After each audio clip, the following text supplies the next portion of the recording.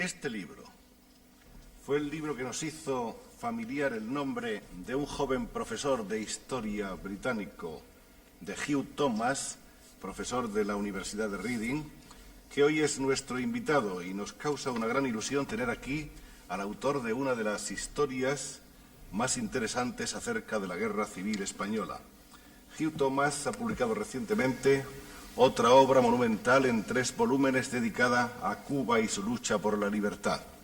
Bienvenido, Gracias. Mr. Thomas. Sabemos que usted, como buen hispanófilo, conoce el país, conoce a la gente, conoce bastante nuestro idioma y tengo la esperanza de que vamos a poder mantener una conversación abierta sobre una serie de temas. Usted sabe el impacto que su libro ha causado, ha sido un bestseller mundial, está traducido no sé si a 8 o 9 idiomas y muchísimos españoles lo hemos leído. Naturalmente que hay muchas gentes que no están de acuerdo con las teorías contenidas en su historia de la Guerra Civil Española, pero hay otras muchas gentes que estiman que usted ha hecho una labor de una gran imparcialidad y de una gran honestidad. Pero quisiéramos sobre todo saber por qué este muchacho británico, usted nació el año 1931 y cuando estalla la Guerra Civil Española estaba usted, por lo tanto, entre los 4 y los 5, ¿por qué un joven británico se interesa por el problema de la contienda civil española? Bueno, señor Soler, es un placer ser aquí con ustedes. Es difícil dar la respuesta, pero creo que quizá la cosa importante es que he visitado España en el año 1955 y he comenzado a pensar cómo es posible una guerra civil aquí en un país como este. Y por eso he comenzado a hacer un estudio sobre la guerra. ¿Se plantea usted, al conocernos y al conocer España, en una visita muy larga o muy corta? Corta. Corta. Bastante ¿Se plantea corta. usted cómo es posible que nosotros, que parecemos una gente cordial y amistosa, Claro, somos capaces claro, de enzarzarnos en una guerra fratricida? Sí. Y a partir de ese momento usted empieza a investigar, Sí. a inquirir, a reunir el material documental necesario. Sí. Pero vamos a ir más atrás todavía. Vamos a saber quién es este Hugh Thomas que se interesa por nosotros. Usted nace en Inglaterra. Sí, como no. ¿Sus padres habían nacido también en Inglaterra? No, mi madre en India. Su madre en la Sí. India. Y su padre estaba al servicio... Colonial. En el servicio colonial. Sí. De modo que estaba más fuera de Inglaterra que en la metrópoli. Sí, él ha pasado toda su vida en África. Toda su vida en África. En el imperio. En el imperio. De modo que el padre inglés y en el servicio colonial, la madre india. Sí, ha venido de India. Mi abuelo fue pintor, pero en India. Un gran pintor de la India. No, gran pintor no. Un pintor, sencillamente, Fracasado. fracasado. De modo que usted es un hijo del imperio sin duda alguna, Se puede decir. se puede decir. De ese imperio que ya no existe y que estamos en la época No. de la destrucción de los imperios. Los imperios parece que se vienen abajo uno detrás de otro con estrépito. ¿Cómo ha sentido usted como inglés la caída, la pérdida, la desaparición de ese enorme imperio? ¿Lo ha sentido con dolor o le ha parecido a usted Para mí personalmente, Sí. no, con un placer. con placer? Sí, yo he pensado que era esencial y necesario y era una cosa positiva para los países de África y Asia también a la época. Pero ahora no soy exactamente de acuerdo porque los países nuevos Sí. han fracasado también. De modo que usted pensó en aquel momento Aquel momento sí. que era pensato. la hora de que los Sí, nuevos países seguramente. vivieran en libertad. Sí, sí. Pero ahora, después de los primeros años de tanteos en busca de la propia identidad de cada uno de esos países, usted tiene sus dudas. Ahora sí, pero no creo que era posible continuar el imperio británico, ni el imperio francés, no, ni el imperio español, no.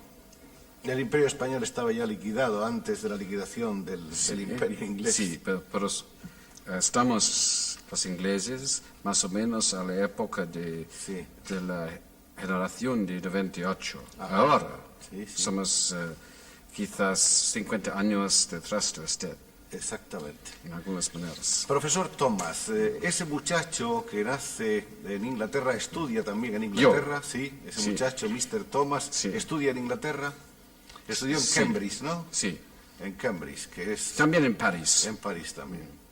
¿Y tuvo usted desde siempre una vocación, digamos, europeísta o se sintió de los ingleses aislados, de los que buscan Siempre no, pero después el año, más o menos el año 60, sí. 61, 62. Ajá. En esos años usted creyó que Inglaterra tenía que integrarse positivamente en Europa. Sí, absolutamente. ¿Y sigue usted pensando que lo que mejor que puede suceder es una federación de los países europeos? Sí, pero a este momento era muy difícil entrar el mercado común, como usted sabe. Sí. Pero ahora sí, soy federalista. Ahora es usted federalista. Sí. Hubo una época en que a Inglaterra le costó muchísimo, ciertamente, romper esas barreras del grupo de los 6, que más tarde fue el grupo de los 9. Sí, pero el grupo de los 6 fue el grupo francés. El grupo francés. Bien, ¿usted estudió ya desde niño, sintió ya vocación por la historia? Sí. Siempre. Pero el alemán no, pero historia sí. ¿Qué sabía usted antes de venir a España, su primer viaje? ¿Qué sabía usted de nosotros? ¿Qué le parecíamos? ¿Qué idea, qué imagen, qué cliché mental tenía usted de España? Antes mi primera visita. Antes, sí, por favor. El enemigo del siglo pasado, de los siglos pasados. El enemigo de la Armada Invencible. Sí, seguramente. Está muy vivo ese recuerdo en Inglaterra. Sí, todavía existe siempre. Siempre. Como aquí la memoria de Inglaterra de esos siglos existe.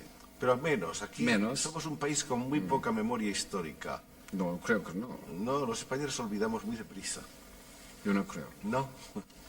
Bueno, entonces viene usted en un viaje a España, la conoce, ve usted cómo somos nosotros, piensa usted que el carácter, que la manera de ser del español fue una de las causas determinantes de nuestra tragedia, de nuestra contienda civil.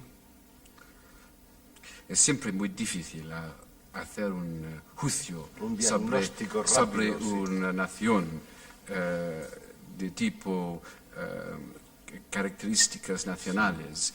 No creo que se puede explicar todo, seguramente. Evidentemente. Pero hay algunos historiadores y algunos críticos y algunos estudiosos del país que lo atribuyen todo a la peculiar idiosincrasia de nuestra raza. Usted veo que no está en esa línea. No, no creo en la palabra raza. Ajá. De ninguna manera. En ninguna manera. No hay, pero hay unas peculiaridades típicas de cada comunidad étnica de cada país. Sí, pero... País, bien.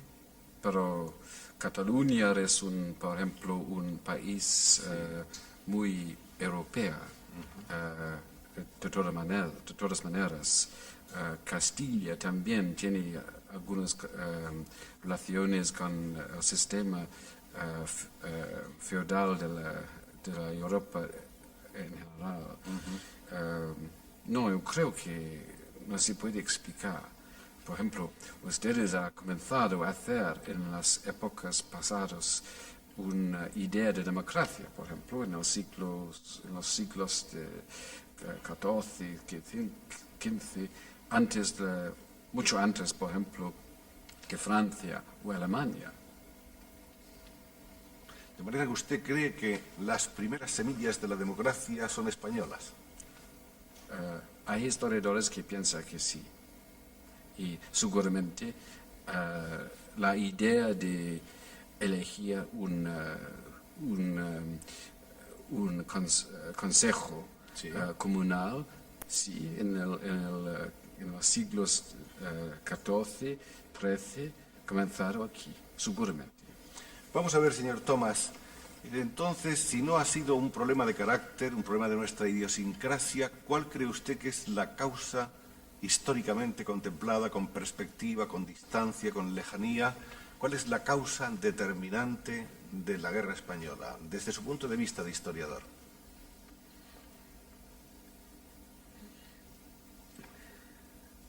No hay una única causa, muchos causas de clase, causas de regiones, también todo el problema de la posición de la Iglesia en la vida española. Es una mezcla de causas. Es un entramado de cosas. Sí, seguramente. Sí. Y no se puede decir, hay una causa. Hay una serie de historiadores, y por cierto que los anglosajones se han distinguido precisamente por su interés hacia el tema de la guerra española, que han entendido que nuestra guerra no fue más que un hecho histórico antecedente de la guerra que vino después, es decir, algo así como el aperitivo o el prólogo, por decirlo de una manera más rigurosa, el prólogo de la guerra mundial. ¿Usted cree que están ambos acontecimientos relacionados? No, la guerra civil era seguramente una cosa española, sui generis, Sí. pero durante la guerra ha comenzado a ser una crisis internacional y era una especie de internacionalización de la guerra, porque la guerra civil ha comenzado a una época de crisis internacional. El año 36 fue un momento muy difícil en el conjunto general de Europa. Entonces, ¿a usted le parece que lo que ocurrió es que lo que empezó siendo un conflicto puramente nacional se fue internacionalizando y las posiciones en crisis fueron tomando también, en fin, sus puntos, sus cabezas de puente en el conflicto, ¿no? Sí, de acuerdo. Señor Thomas, le ha sido muy difícil, muy costoso. ¿Cómo ha superado usted los problemas de acopiar documentación para elaborar esta historia suya sobre nuestra guerra? Fue complejo, difícil. Además había un riesgo de encontrar gentes que le informaran a usted con parcialidad. Claro. Y de hecho casi todos le habrán dado su versión personal según el ángulo donde estuvieran situados. yo he hecho una otra edición más completa, quizás más buena, que quiero que posiblemente sea editado en este año. Aquí en España, la nueva edición suya. Espero que sí. Más ampliada y más ampliada, más bien hecho. Más documentada. Más bien hecho. Más bien hecha. Pero no demasiado larga. De cualquier manera, hay algún historiador español, me parece que Tuñón de Lara, que dice que acaso lo más frágil que tiene su obra es una cierta debilidad de información en la España anterior al año 31. ¿Cree usted que puede ser cierto eso? Posiblemente, pero que es un libro sobre la guerra civil, Claro. que ha comenzado en el año 36. Por eso lo que ha pasado antes del 31 es importante, pero no es la cosa el más importante.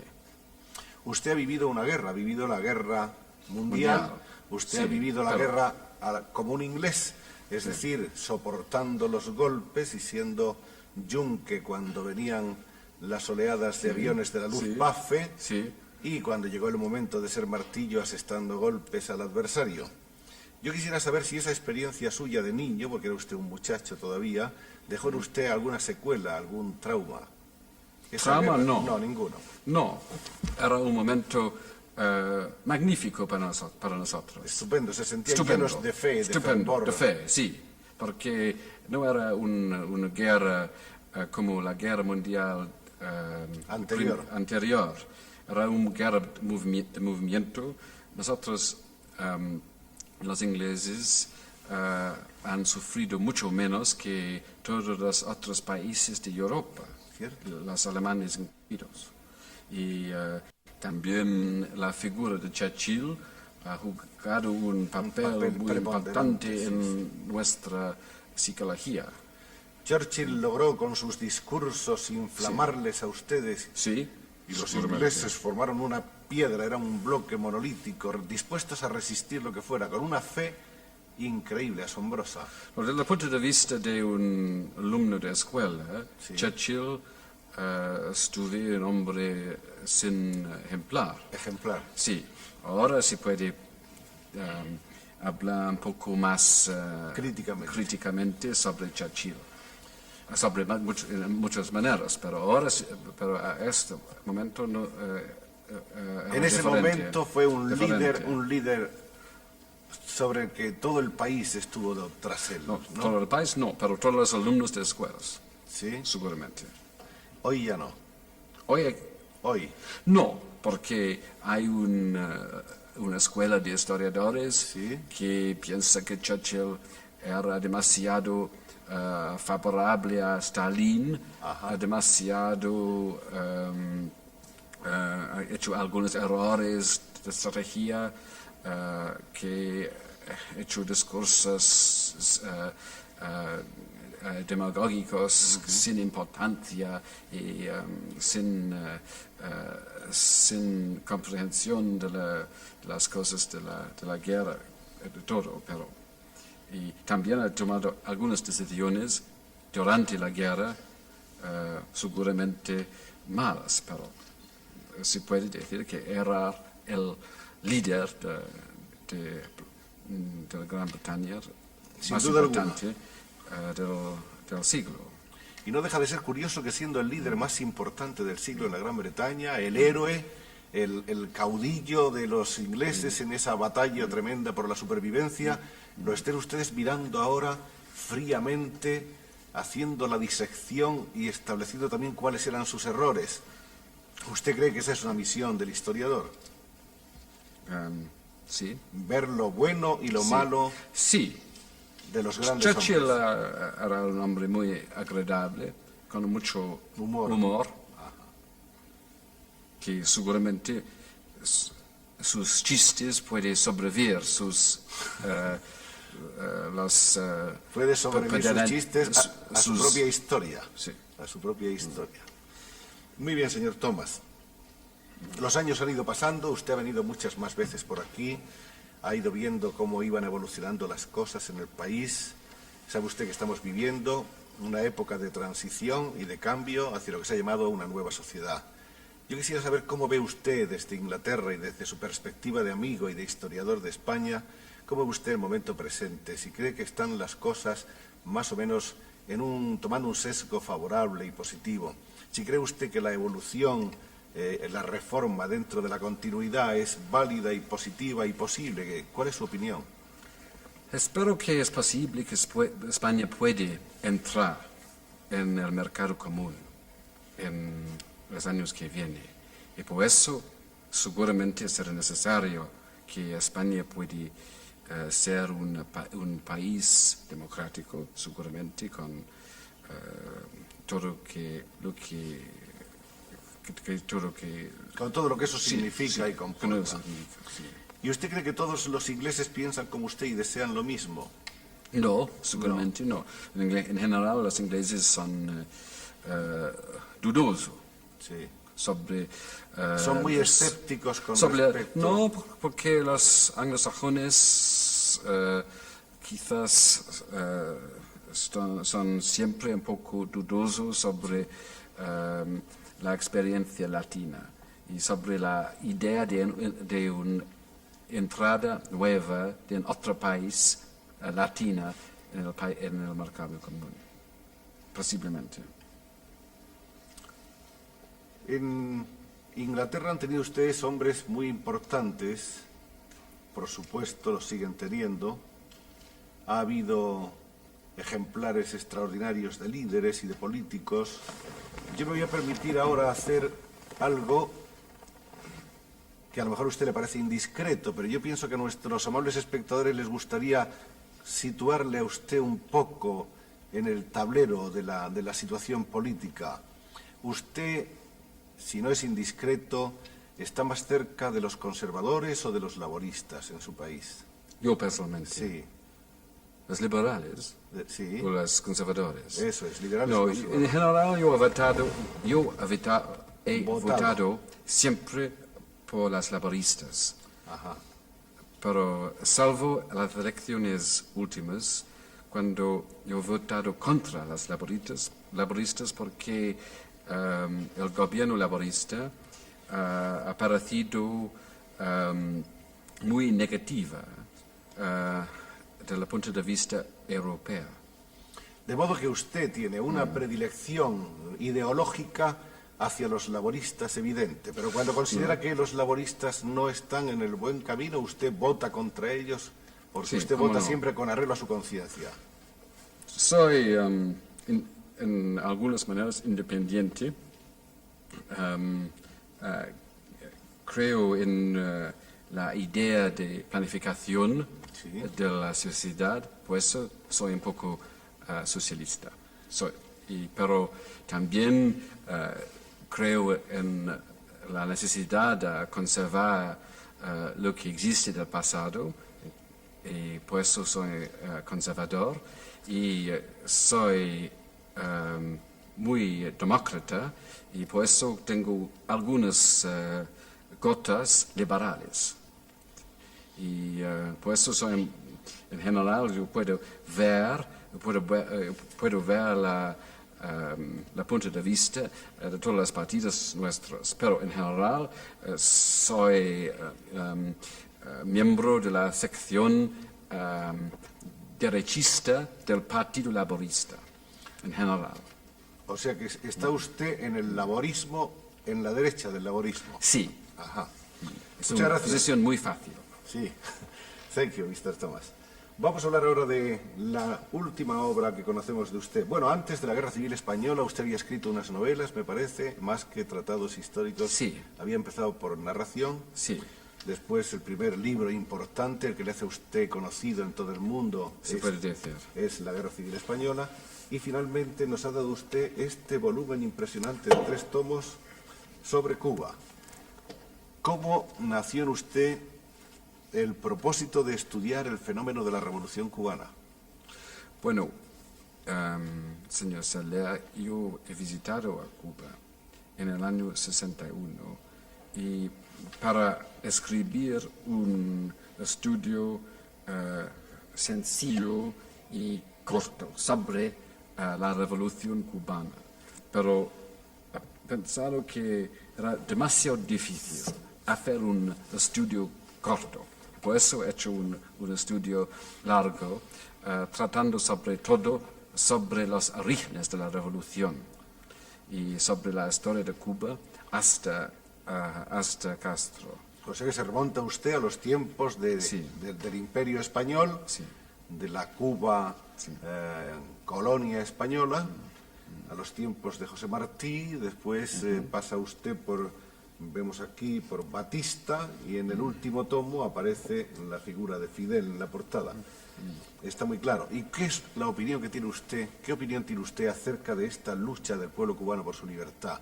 Después de haberlo estudiado en un segmento tan complejo y tan importante de su historia, su conclusión, ¿cuál es en pocas palabras? Porque habrá que leerse los 3 libros, por Yo he supuesto. terminado el libro hace 5 años. En general, sobre la revolución o sobre la historia. Primero, sobre la revolución. Sobre la revolución. Yo puedo decir que Castro ha hecho muchas cosas impresionantes, positivas. positivas, pero es muy difícil respirar como inglés, liberal, demócrata, en una sociedad en la que no hay libertad. De manera que usted reconoce lo que tiene de bueno y de positivo el castrismo, pero le resulta irrespirable a un liberal inglés que Sí. aterriza en La Habana, ¿no es cierto? Es muy difícil respirar en Cuba, para mí, pero hay muchas personas que no están de acuerdo conmigo Y sobre que esto. respiran mejor. Sí, que respiren mejor. Y desde el punto de vista histórico que usted aludía hace un momento, ¿qué impresión tiene usted acerca de la suerte del pueblo cubano? Que siempre el pueblo cubano ha sufrido de ser un país pequeño, demasiado cerca a los Estados Unidos. Esa es, cree usted, la resultante más importante de su investigación acerca de Cuba. Bueno, con una palabra, es una cosa más importante. En estos momentos, profesor, ¿qué es lo que está usted haciendo? ¿En qué trabaja? Preparo un libro sobre la idea de progreso, la historia de la idea de progreso. La idea del progreso, así en abstracto, suena Abstracto. como muy, como capaz de suscitar también varios volúmenes. No, uno solo esta vez. Y Pequeño. Pequeño. Espero. ¿Tiene usted muchos alumnos en su Sí. universidad? Y generalmente los gustos de los jóvenes universitarios ingleses, ¿por qué se inclinan? En general hay demasiados historiadores. Muchos historiadores, Sí, demasiado. demasiados. Pero Mucho más que científicos. con un sentido riguroso y crítico, Algunos. algunos. Como en todas las cosas, hay unos mejores que otros, claro está. No, los mejores son en algunos tiempos son más apasionantes que científicos. Por ejemplo, he tenido muchos alumnos muy inteligentes, muy revolucionarios. ¿Ha tenido alumnos españoles alguna vez? Sí, ¿Y qué tal se han Tengo. portado? ¿Los tiene? sí. ¿Qué tal se han portado?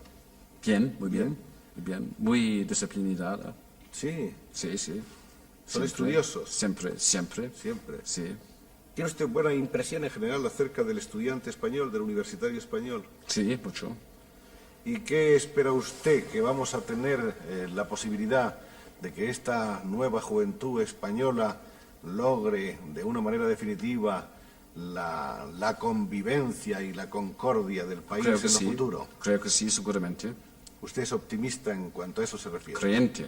Es creyente, Sí. firme creyente. Sí. Parece que usted nos quiere, Mr. Thomas, Sí. que nos quiere. ¿Cómo no? ¿Y por qué nos quiere? No hemos hecho nada por usted. ¿Nos quiere solamente por qué? Es demasiado difícil a explicar. No se sabe nunca por qué se quiere a alguien, ¿no? Sí, pero creo que en general los españoles, España es un país europeo y puede jugar un papel importante en el futuro de Europa. Es un juicio político, pero es mi aviso mi aviso en su visión del futuro del país, seguramente. ¿No sabe usted cuánto le agradecemos, Mr. Thomas, que nos haya dicho todas estas cosas? Nos ha hecho usted muy felices, primero por conocerlo en persona, por tener la oportunidad de este diálogo, por poder materializar así un diálogo que habíamos establecido antes de lector con autor, y porque como un hombre que ha mostrado siempre una gran neutralidad, una gran honestidad, una gran imparcialidad al enjuiciar nuestra guerra, pensamos que podría seguir siendo hoy un hombre capaz de vernos con la misma neutralidad y con los mismos buenos sentimientos y buenos deseos para el pueblo español. En nombre de todos ellos que están viéndonos esta noche, muchas gracias, profesor Thomas, y que sigamos mereciendo su amistad y que seamos merecedores de un libro cualquier día que no se llame La Guerra Civil Española, sino que se llame La Concordia Española. Muy bien.